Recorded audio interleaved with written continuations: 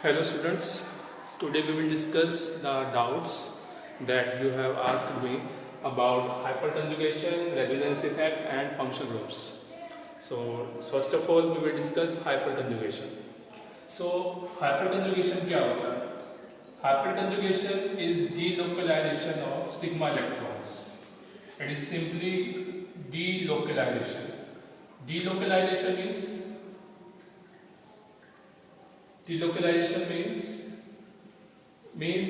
the electrons will not localize at a place. एक जगह पर इलेक्ट्रॉन नहीं रहेंगे, they will move. That is, they will not be localized at one place. So this is delocalization of sigma electrons. Right? For example लेंगे हम यहाँ पर CH3 and here is CH double bond CH2. अब यहाँ पर क्या होगा, ये जो सिग्मा बॉन्ड है, this carbon hydrogen sigma bond, और हर बॉन्ड में दो इलेक्ट्रॉन्स होते हैं, राइट? तो यहाँ के जो सिग्मा बॉन्ड के जो 2 इलेक्ट्रॉन्स हैं, they will come this side, और यहाँ पर क्या बन जाएगा, एक डबल बॉन्ड. नेक्स्ट लेक्चर में हम यहाँ पर एक डबल बॉन्ड दिखाएंगे, राइट? और जब यहाँ पर एक डबल बॉन्ड बनेगा, तब इस कार्बन के राउंड कितने बॉन्ड हो जाएंगे? 5, 2 and 2 4 and 1 with hydrogen. 5 bonds हो जाएंगे कार्बन के राउंड, लेकिन कार्बन कितने मैक्सिमम बॉन्ड बना सकता है? 4.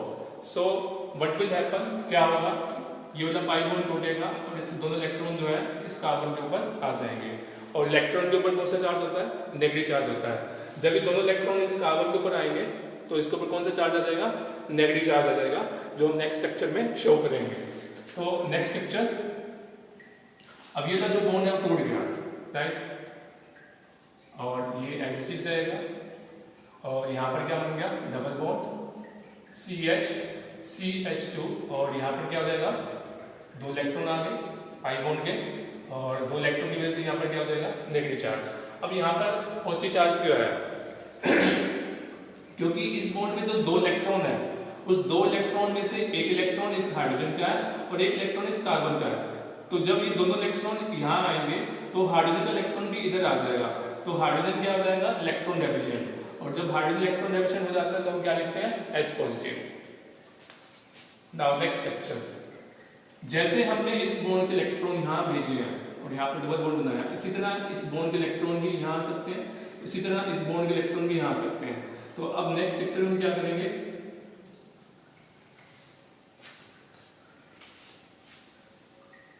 नेक्स्ट लेक्चर में हम क्या करेंगे, इस बॉन्ड के इलेक्ट्रॉन्स को अब यहाँ भेजेंगे, राइट?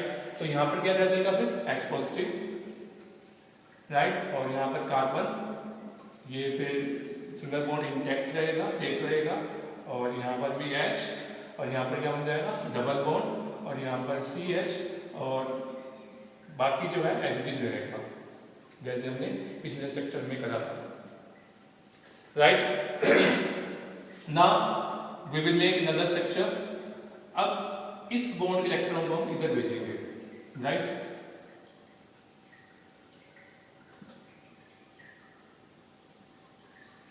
इस बॉन्ड के इलेक्ट्रॉन जो है अब यहाँ जाएंगे, तो यहाँ पर क्या बन जाएगा? फिर से डबल बॉन्ड, और यहाँ क्या रह जाएगा? फिर H पॉजिटिव. तो कार्बन, हाइड्रोजन, हाइड्रोजन, और यहाँ पर H पॉजिटिव, और यहाँ पर हो जाएगा हमारा डबल बॉन्ड. बाकी जो स्ट्रक्चर है एज इट इज जैसे हमने यहाँ बनाया हुआ, राइट? तो कितने हाइपरकंजुगेटिंग स्ट्रक्चर्स बने? 1 2 3. सो 3 हाइड्रोजन्स हैं यहाँ पर और 3 हाइपरकंजुगेटिंग स्ट्रक्चर्स बने. अब ये किस टाइप के हाइड्रोजन है ना? जो कार्बन है, जो डबल बॉन्डेड कार्बन के साथ जो नेक्स्ट कार्बन है उसको हम बोलते हैं अल्फा कार्बन, और अल्फा कार्बन के ऊपर जो हाइड्रोजन होंगे उसको हम क्या बोलते हैं? Alpha hydrogen. So this is alpha hydrogen, this is alpha hydrogen, this is alpha hydrogen. Now there are 3 alpha hydrogen, so there are 3 hyperconjugating structures. जितने अल्फा हाइड्रोजन होंगे उतने ही hyperconjugating structures बनेंगे, राइट? अगर किसी में 6 अल्फा हाइड्रोजन एटम है तो वहां पर 6 hyperconjugating structures बनेंगे. We will take the next example and we will show that in that 6 hyperconjugating structures can be formed, right? So suppose there is example, another example, and CH double bond CH, CH, H. अब ये वाला जो carbon है, ये वाला carbon double bonded carbon के साथ adjacent position पर है, तो ये वाला कार्बन कौन सा हो जाएगा, अल्फा कार्बन, क्योंकि डबल बॉन्ड रूल क्या है, अगर डबल बॉन्डेड कार्बन के साथ कोई कार्बन है वो अल्फा कार्बन होगा, ठीक है, ये रूल है। तो अल्फा कार्बन के ऊपर जो हाइड्रोजन होगा वो क्या होगा, अल्फा हाइड्रोजन, ये भी अल्फा हाइड्रोजन, ये alpha carbon, alpha hydrogen, alpha hydrogen. अब कितने अल्फा हाइड्रोजन है, 6, 3 यहाँ पर है और 3 यहाँ पर है, तो 6 अल्फा हाइड्रोजन है, तो 6 हाइपरकंजुगेटिंग स्ट्रक्चर्स बनेंगे। इन 3 हाइड्रोजन से जो हाइपरकंजुगेटिंग स्ट्रक्चर्स बनते हैं उन्हें ऑलरेडी बना रही हैं, इस तरह इन 3 हाइड्रोजन से भी हम हाइपरकंजुगेटिंग स्ट्रक्चर्स बना सकते हैं। कैसे बना सकते हैं, ये वाला बॉन्ड जो है इधर आएगा, यहाँ डबल बॉन्ड बनेगा, फिर इस कार्बन के अराउंड 5 बॉन्ड हो जाएंगे, पॉसिबल नहीं है, तो क्या होगा, पाई बॉन्ड के इलेक्ट्रॉन जो है यहाँ शिफ्ट कर जाएंगे, and then we can make the another structure like this, CH H H and then CH double bond CH, and then here will be no bond, right, here will be H plus and H and H, right, so you can see it. Okay, it has gone down, I will draw it again, so let me draw it again.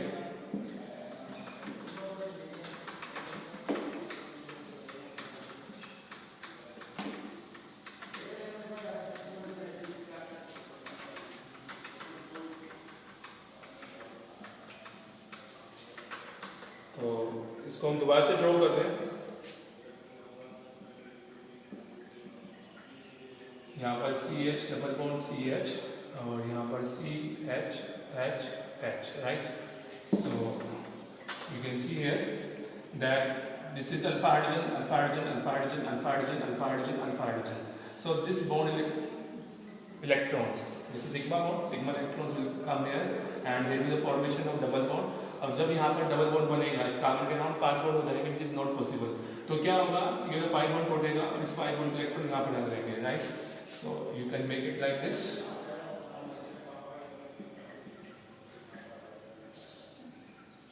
CH और यहाँ पर क्या आ जाएगा, फिर negative charge, यहाँ single bond रह जाएगा CH और यहाँ पर क्या बन जाएगा, डबल बॉन्ड, राइट, एंड यहाँ पर H positive H H, so इस अल्फा हाइड्रोजन की वजह से एक ही हाइपरकंजुगेटिंग स्ट्रक्चर बन गया।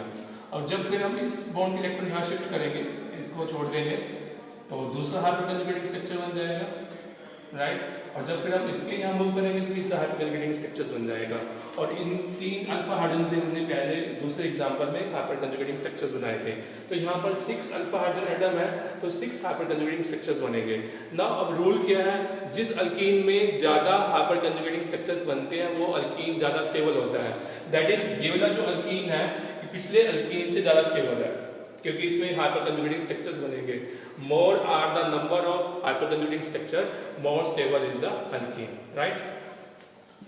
नाउ अब हाइपरकंजुगेटिंग जो है अब हम दूसरे केसेस में भी डिस्कस करेंगे, that is in benzene and then in carbocation, and what is the role of hyperconjugation there, that is what is the importance.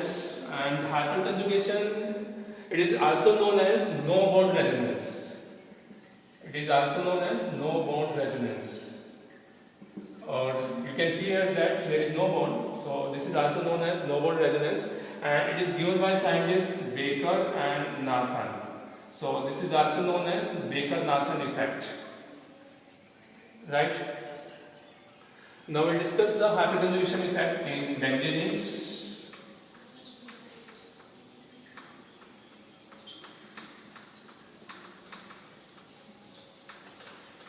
Right, so what will happen in benzene due to hyperconjugation, we will discuss that. अब यहाँ पर हमने benzene बनाई, ठीक है, और इस benzene के ऊपर हमने शो कर दिया CH3 ग्रुप। अब इसका नाम क्या है, टोलिन, राइट। अब ये वाला जो कार्बन है ये डबल बॉन्डेड है, डबल बॉन्डेड से नेक्स्ट कार्बन क्या है, अल्फा कार्बन है, और अल्फा कार्बन के ऊपर कितने अल्फा हाइड्रोजन है, 3, तो ये हाइपरकंजुगेशन स्ट्रक्चर शो कर सकता है। अगर अल्फा हाइड्रोजन एटम है तो हाइपरकंजुगेशन वहां पर होगा ही होगा। तो क्या होगा, किसी भी बॉन्ड के इलेक्ट्रॉन, चाहे इस बॉन्ड के, चाहे इस बॉन्ड के, चाहे इस बॉन्ड के, उसको यहाँ मूव कर देते हैं, तो यहाँ पर क्या बन जाएगा, डबल बॉन्ड। जब यहाँ पर डबल बॉन्ड बनेगा तो इस कार्बन के अराउंड कितने बॉन्ड हो जाएंगे, 5, 2, 2, 4 एंड 1, 5। तो 5 पॉसिबल नहीं है, तो क्या होगा फिर ये पाई बॉन्ड उठेगा और इसके इलेक्ट्रॉन जो है इस कार्बन के ऊपर आ जाएंगे, और जब इस कार्बन के ऊपर इलेक्ट्रॉन आएंगे तो नेक्स्ट लेक्चर में हम शो करेंगे कि 2 इलेक्ट्रॉन आने की वजह से इसके ऊपर नेगेटिव चार्ज आ रहेगा।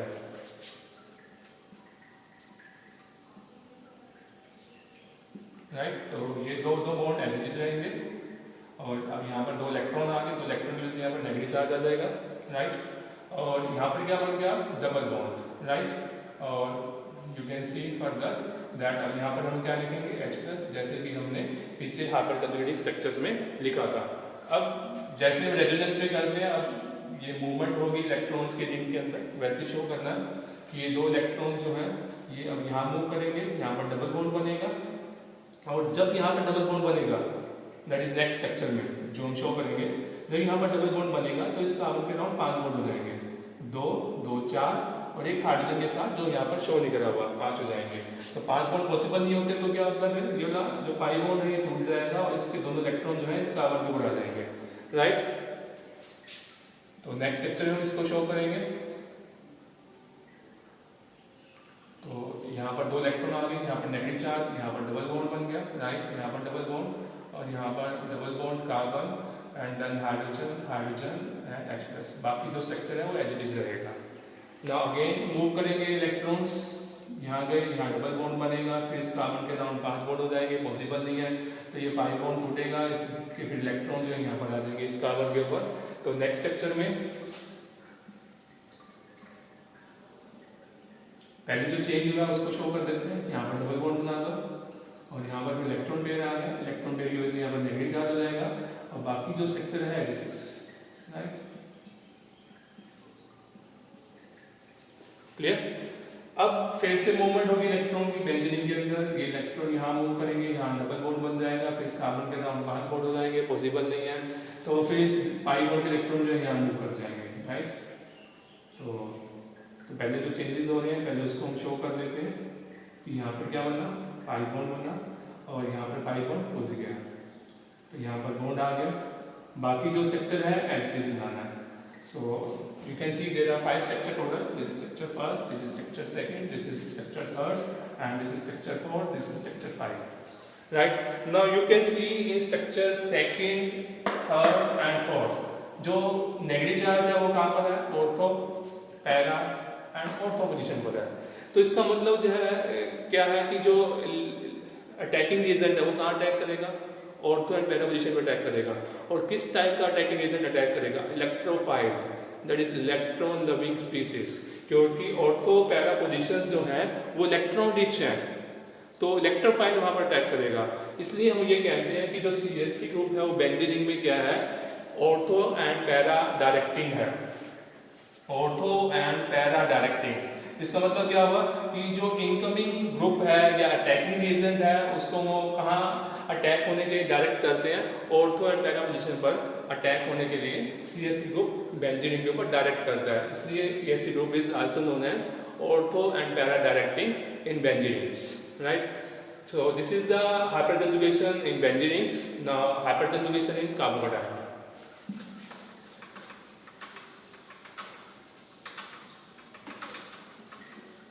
तो कार्बोकेटायन में हम क्या देखते हैं, जितने हाइपरकंजुगेटिंग स्ट्रक्चर्स बनेंगे उतना ही स्टेबल कार्बोकेटायन होते हैं। More the number of hyperconjugating structures in carbocation, also more stable is the carbocation. Right? Now what is carbocation? The organic species which carry positive charge on carbon atom, that is known as carbocation. तो carbocation में ये वो organic species है जिसमें carbon के ऊपर positive charge होता है, तो ऐसी ऑर्गेनिक स्पीसीज को हम क्या कहते हैं, कार्बोकेटायन कहते हैं। फॉर एग्जांपल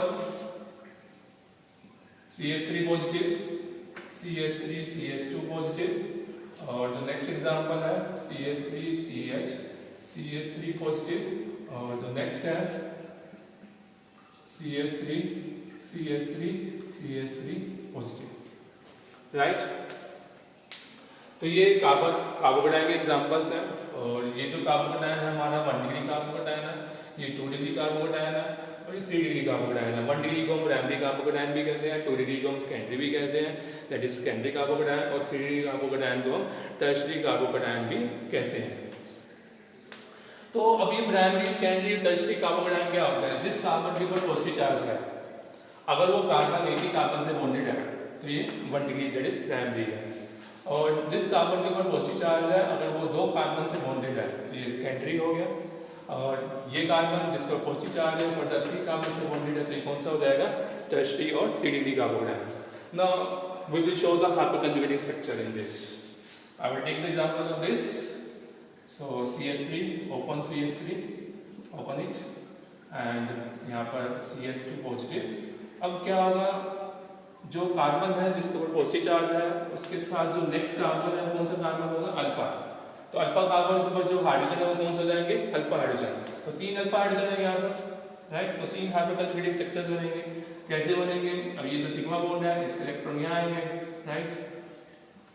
तो इसके इलेक्ट्रॉन यहाँ आ गए तो यहाँ पर क्या रह जाएगा? H पॉजिटिव, और यहाँ पर क्या बन जाएगा? डबल बॉन्ड, और ये एज इट इज, राइट। अब यहाँ पर CH2, अब इसका पॉजिटिव चार्ज खत्म हो गया क्योंकि 2 इलेक्ट्रॉन जो है यहाँ से यहाँ आ गए। इस कार्बन के पास जो पहले अपना इलेक्ट्रॉन लॉस्ट हो गया था, इस कार्बन को यहाँ पर अपना इलेक्ट्रॉन वापस मिल गया क्योंकि 2 इलेक्ट्रॉन यहाँ पर आ गए, यहाँ डबल बॉन्ड बना और इस कार्बन को अपना इलेक्ट्रॉन वापस मिल गया, तो इसका पॉजिटिव चार्ज खत्म हो जाएगा। क्योंकि अब हाइड्रोजन का जो इलेक्ट्रॉन था इस बॉन्ड में वो यहाँ आ गया, तो हाइड्रोजन अब इलेक्ट्रॉन डेफिशिएंट हो गया, इसलिए हाइड्रोजन के ऊपर अब पॉजिटिव चार्ज आएगा। सिमिलरली जैसे हमने इस बॉन्ड इलेक्ट्रॉन यहाँ मूव करे हैं, इसलिए हम इस बॉन्ड के इलेक्ट्रॉन यहाँ मूव कर सकते हैं, राइट। फिर तीसरे स्ट्रक्चर में हम इस बॉन्ड के इलेक्ट्रॉन यहाँ मूव कर सकते हैं। सो एक एक करके हम स्ट्रक्चर बनाएंगे, दैट इज जब सेकंड स्ट्रक्चर बनाएंगे। अब इस बॉन्ड इलेक्ट्रॉन जो है हम यहाँ मूव कर रहे हैं, बाकी जो है रेस्ट जो है एज इट इज है जैसे हमने यहाँ पर शो करा था। तो इस बॉन्ड इलेक्ट्रॉन यहाँ आ गए तो यहाँ H+ रह जाएगा, यहाँ का बॉन्ड हट जाएगा, यहाँ डबल बॉन्ड आ जाएगा CH2। अब हम क्या करेंगे? इस बॉन्ड इलेक्ट्रॉन यहाँ भेजेंगे, राइट, नेक्स्ट स्ट्रक्चर बनाने के लिए। तो इस बॉन्ड इलेक्ट्रॉन यहाँ आएंगे तो यहाँ डबल बॉन्ड बन जाएगा, फिर यहाँ H+ आ जाएगा, ये बॉन्ड हट जाएगा। तो यहाँ पर H डबल बॉन्ड CH2। तो 3 हाइपरकंजुगेटिंग स्ट्रक्चर बने, first, second and third. 3 alpha hydrogen atoms है तो 3 हाइपरकंजुगेटिंग स्ट्रक्चर्स बने। अब यहाँ पर कितने अल्फा हाइड्रोजन है? This is alpha carbon, this is alpha carbon, this is alpha carbon, और अल्फा कार्बन के ऊपर 3 अल्फा हाइड्रोजन एटम्स है, तो 3 यहाँ पर है, 3 यहाँ पर, टोटल 6 हो गए, तो 6 हाइपरकंजुगेटिंग स्ट्रक्चर्स इसमें बनेंगे। और इसमें कितने हैं अल्फा हाइड्रोजन? 9, 3, 3, 6 एंड 3, 9। तो इसमें 9 हाइपरकंजुगेटिंग स्ट्रक्चर्स बनेंगे।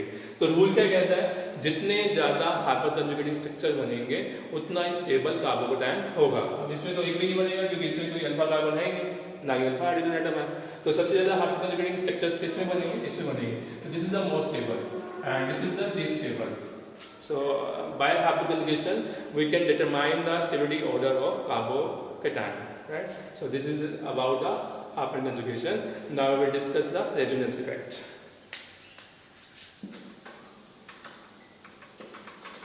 So what is resonance? Resonance अगर हम simple terms में समझे resonance क्या है? Resonance जो है it is just delocalization of pi electrons. It is very simple definition. delocalization of pi electrons। जैसे कि हम बेंजीन में देखते हैं, बेंजीन में जो उसमें जो pi bonds है वो delocalize हो जाते हैं, एक जगह से दूसरी जगह पर मूव करते रहते हैं, and in benzene 2 resonance structures are formed। So सबसे पहले हम बेंजीन का एग्जांपल ले लेते हैं कि कैसे उसमें रेजोनेंस इफेक्ट हो रहा है, ठीक है। तो बेंजीन, ये बेंजीन है, राइट। अब इसमें क्या होता है?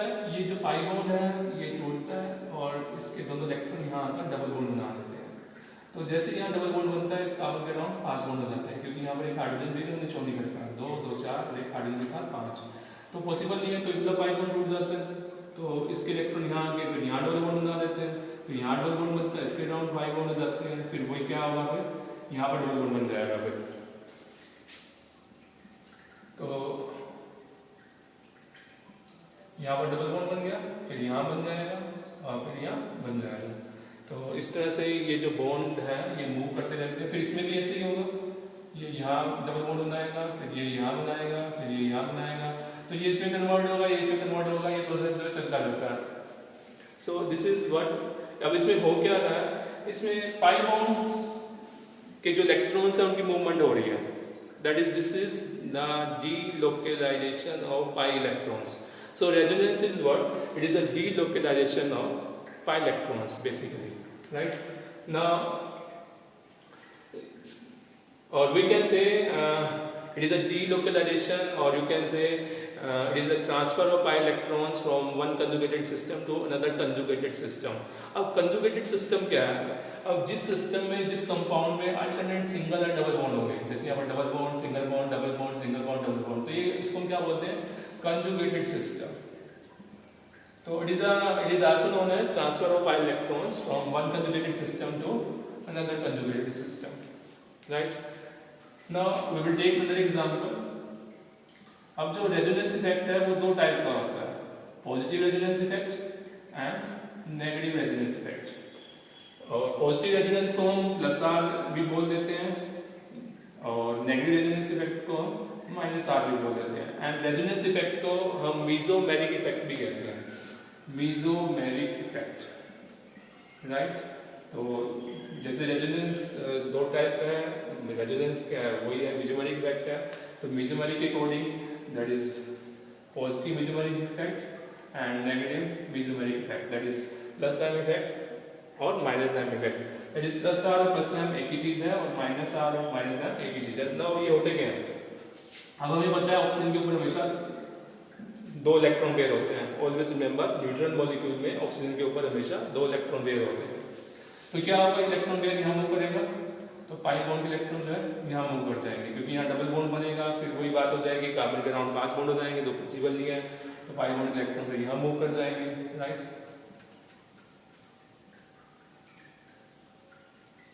तो यहाँ पर इलेक्ट्रॉन पेयर आ गया, इलेक्ट्रॉन की वजह से नेगेटिव चार्ज आ गया, और यहाँ पर क्या हो जाएगा, डबल बॉन्ड बन गया, एक इलेक्ट्रॉन पेयर ऑक्सीजन का खत्म हो गया। अब ऑक्सीजन का एक इलेक्ट्रॉन पेयर चला गया, ऑक्सीजन क्या हो गया, इलेक्ट्रॉन डेफिशिएंट, तो यहाँ पर क्या आ जाएगा, पॉजिटिव चार्ज। अब बाकी के दो बॉन्ड जो है एज इट इज। अब फिर इसमें जैसे हमने पहले करा था, हाइपर कंजुगेशन में इलेक्ट्रॉन की मूवमेंट होती रहेगी, बाकी तो वैसे ही है जैसे हमने हाइपर कंजुगेशन में पढ़ा था, ठीक है? तो वहाँ पर मैंने एक्सप्लेन कर ही दिया, वही सेम कंसेप्ट चलेगा।